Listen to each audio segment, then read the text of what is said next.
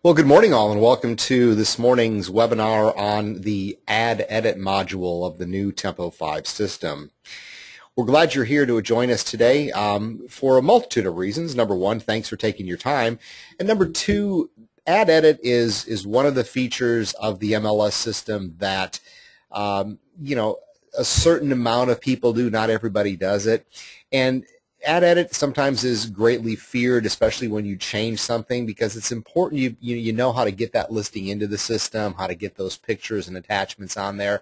Because when we go live with Tempo 5, if that's your primary function and somebody's pushing you to get something done at 9:05 in the morning, you have to know how to do it. And this is something that you're not going to be able to work with in the interim period. So it's good that you get on board now. You understand it, and you're ready to go when we do the conversion.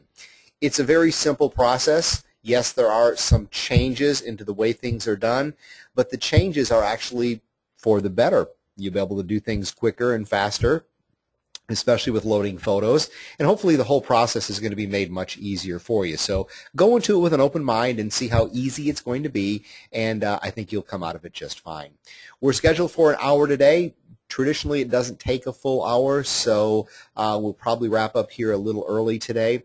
For those of you that have never been on a webinar before, a couple of real quick tips for you. Number one, if you can't hear me, it's probably because your volume is either turned down on your speakers, or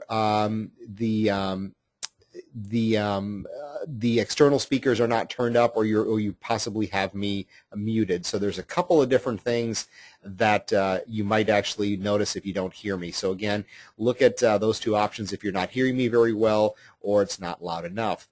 We do have you muted. All people are muted by design, so even though we have a group of people on here right now, you're not going to be able to talk back directly to me, and we do that simply because of the background noise that we would be getting, and it would also be distracting. So in other words, if you speak, no one will hear you. If you'd like to ask a question today during the course of the webinar, hey, feel free to do that. You probably noticed a small little toolbar that appeared on your screen when you logged onto the webinar. Now, when you log off, that toolbar will go away, so it's not going to be a permanent fixture. That little toolbar has a little section for questions, and if you snap that little toolbar open, you will see a question area, and you can type in any question you want there. And then make sure you hit enter or submit, and that question will be posted to a couple of folks that are able to answer those questions today, and those folks would be Carol Quick and Peggy Farron, both RSC trainers, who you may already know. They're kind of lurking in the background waiting to answer those questions from you today. So again, feel free to ask questions as we go on today. It's your forum. Just remember, you won't be able to talk directly to me. Just ask the questions via the chat. So with that being said, let's talk about AddEdit in the Tempo 5 system. Now, there's a couple of different ways to get into AddEdit. Now, we're not doing that to confuse you. We're just giving you options. Now, a couple of different ways to get into AddEdit. Number one, if you're going to enter a new listing, you can come over to the left-hand side of the screen, and there'll be a button that will say Modify or Add New Listings. If you click there, it will take you to the AddEdit dashboard, if you will, and that will allow you to add a new listing directly from here. So that's one way to get in. Another way to get in is to click on the AddEdit icon across the top. If you click there, guess what? You end up back onto the dashboard again, and it has the Enter a New Listing button right there. And yet, there is a third way to get into AddEdit, and that's under My Tools. Go to My Tools, go to AddEdit Listings, click there, and guess what? We're back to the same place again. So you find the way that's most comfortable for you. Personally, I like to see the big icon across the top. If I click there, I know where I'm going, and that's how I can get into this dashboard. Now let's first talk about entering a listing, and then we'll talk about modifying an existing listing. So on this dashboard, however you get there, there's one button in the lower upper left-hand corner, and that button says Enter a New Listing. It's prominent. It's sitting right there for you. Again, not real hard to miss. So if you're going to enter a listing, simply click that button. You will be then prompted with a property type selection box, and there you'll pick the property type that you wish to list the property under. Again, there are your choices that you have available to you. I'm going to use residential today. And then I have two choices. I can click OK or cancel. Well, if I want to move on, I have to click OK. And what's going to happen at that point in time is going to load up that form for me behind the scenes. Now, as that form starts to paint on the screen behind you, you'll notice there'll be another little dialog box that pops up. And this is what we call the Tax Autopop dialog box. Now, you can cancel out of here at this point, but you will have to auto-populate tax data when you get done with the listing. So one way or another, it's going to make you do it. So I would suggest go ahead and do it from the beginning. Now, when you're getting the tax information, a couple of things you have to do here. First of all, you have to select the appropriate county the property is listed within. And again, you can see the different counties are available to you here. Next, you can search by the property by the house number and street name. You can search by it by the owner first name or last name, or you can search by the tax ID number. Most of the time, it's probably the easiest to search by the address. And what I'm going to do is I'm going to type in an address here, which happens to be 6407. The street name is Binder, and it's in El Paso County. When I put that information in, I'm going to click the OK button, and it's going to go out to the Realist tax program, and it's going to look for the tax data. Now, when it finds it, you're going to see it has a couple of fields here that are going to be populated into your form. Not a lot, but just a couple. Things like the street number, the city, the zip +4, the year built, the tax, the year of the tax, the acreage, and the legal description. Those are the fields that will be populated into your form for you. To get those into your form, select that option, click the Populate button on the bottom of the screen, and that will populate, or in better terms, fill in the blanks for you. Now, if I scroll down this form, you're going to see that there's the county that's been populated, the street number, the city, the zip +4, and then as I continue down some more, there will be some more information filled in like the tax and the tax year, the acreage, and the lot square footage. So that information now came from the public records. So some of the work is done for you already. How much work is done for you? Well, if you look in the bottom right-hand corner on a residential input form, there are 280 different fields that could be filled in. Of those fields, there are 102 that are required by the MLS. And at this point in time, I have 88 of those 102 required. So by auto-populating some of the information, I took care of about 14 fields, give or take, that were auto-populated, taking 102 minus the 88, if you will. So I have a little countdown feature here, so every time I fill in a required field, this number will go down as I progressively fill in the blanks. Now, speaking of filling in the blanks, as you look on the left-hand side of the screen, you see some of the fields have little locks by them, and those are locked fields that you cannot change. So if it's locked, you can't type anything there, you can't do anything with that. Also, you'll notice that there are fields that are highlighted in red, and there are fields that are highlighted in black. The red fields with the little red R next to them are required fields you must fill in. Those are part of the 88 required fields that I have left. The ones that are green with an R, that are black, are ones that you have already filled in. So again, red means required, green means a required field. That was completed.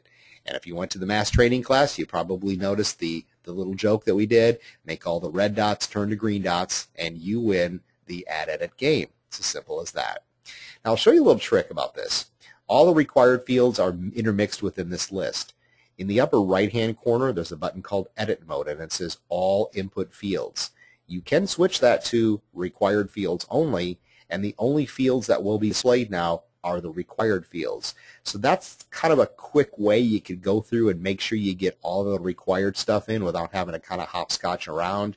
But of course, you know, there is more than just the required fields you should fill out on the form. So, you know, you can start out that way and then go back to all the input fields and then just kind of fill in the blanks if you want to. So my first required field happens to be the listing public ID. The magnifying glass here will allow me to look up the person. And in this case, I'm just going to go ahead and put myself in here. Click Find.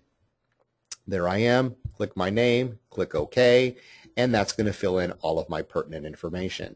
Notice now my required fields went down to 84. So now I see who I am, what office I'm with, fills in my phone numbers, my email addresses, and all the other good stuff that needs to be put in there.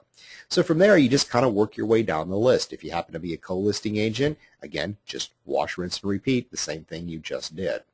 You can either tab between these fields, which means you can put your cursor in there and do the tab button, tab, tab, tab, or you can obviously click your cursor into that particular box if you want to. The next field here happens to be your listing price. You'll notice something a little different here. There's a little question mark to the left of the box. That question mark is help text. If you click that question mark, a small little window will come up and it will give you information about what needs to be entered into that field. In this case, the price, it tells you not to put in commas when you put the price in.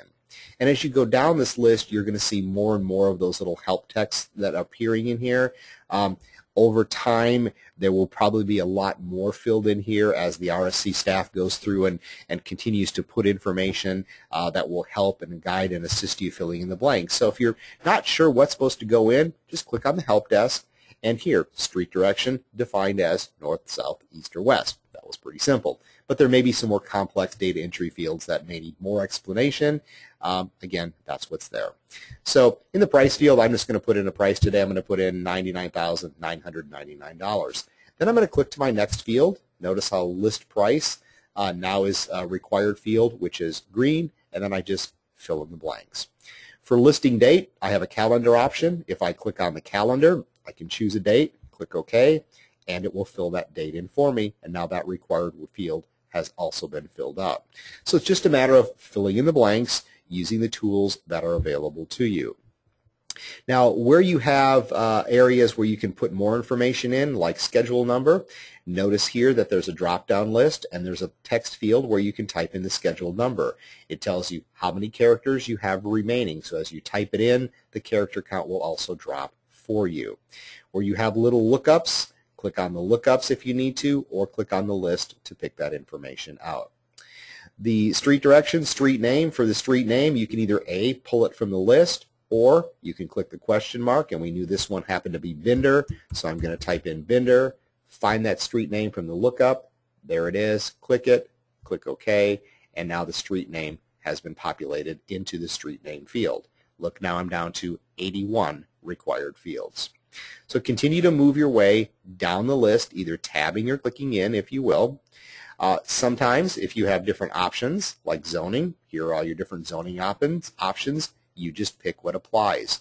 Notice I have not selected any, and I can only select one, so it'll say how many you can select from the list. Zoning entity, again, there they are, pick one from the list. Continue down, fill in the blanks. Yes, no, choose the appropriate option from there. When you get into things like showing an agent remarks and incentives and appointment contacts, notice now when you click on the drop-down arrow, you do have a character option here. There's 528 characters. Simply type in the information you want. Notice the character count will reduce as you continue to type. So now you know exactly how much space you have as you're typing those remarks in. And if you're not the best of spellers, we have incorporated a spell check option into this program also, so we encourage you to use the spell check option to check your remarks and anything else where you have a free-form text field like this particular field here. So again, you continue on down the list and you fill in what you need. Now, there have been some additional things added into this particular program. As I go down the list here, I'm going to scroll, and I apologize, sometimes when you scroll, your screen kind of gets a little fuzzy as I'm scrolling down. But as far as the bathrooms go, now you just place actually the number of bathrooms that apply.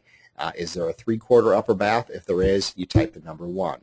Is there an upper 5-piece bath? If there's not, type in the number 0. Now you do have to fill in all of these required fields, so if it's not applicable, type in the number 0. If it's applicable, type in the number that applies. So upper bath full, 1, upper bath half, 1, and what it did is it totaled my number of bathrooms then. So you can see that's a locked field, so 1 + 1 + 1 equals 3. Again, if it's not applicable, you do have to type a 0 in there since it is a required field. So that's kind of new, and hopefully that will, save a couple of headaches with typing in those unique little codes and mysterious magic you used for bathrooms in the past.